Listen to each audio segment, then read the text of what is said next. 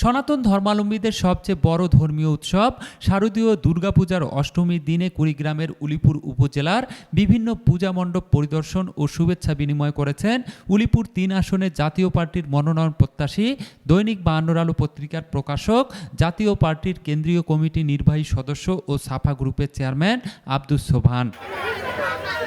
গতকাল মঙ্গলবার বিকেল থেকে গভীর রাত পর্যন্ত উপজেলার সেনপাড়া দুর্গা মন্দির, কাঁঠালবাড়ি, দাসপাড়া, রামধন ও উত্তর দলদলিয়া সার্বজনীন দুর্গা মন্দির সহ ইউনিয়নের প্রায় ১৮টি মন্দির পরিদর্শন ও আর্থিক সহায়তা প্রদান করেন আব্দুস সোবহান। পরিদর্শনকালে তিনি পূজা কমিটির নেতৃবৃন্দের সঙ্গে মত বিনিময় ও সনাতন ধর্মাবলম্বীদের সঙ্গে শুভেচ্ছা বিনিময় করেন।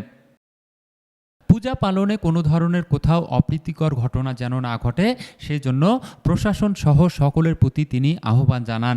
এ সময় আব্দুস সোবহান বলেন, ধর্ম নিয়ে আমাদের বিভাজন করা সম্ভব নয়। আপনাদের যে কোনো সমস্যায় আমি আপনাদের পাশে আছি এবং থাকব। পরিদর্শনকালে উপস্থিত ছিলেন উলিপুর উপজেলা জাতীয় পার্টির সদস্য মঞ্জু মণ্ডল, কুড়িগ্রাম জেলা শ্রমিক দলের সাধারণ সম্পাদক হৃদয় হাসান, জাপা নেতা আব্দুল মান্নান প্রমুখ। জুলফিকার জুয়েল, ৫২ আলো, কুড়িগ্রাম।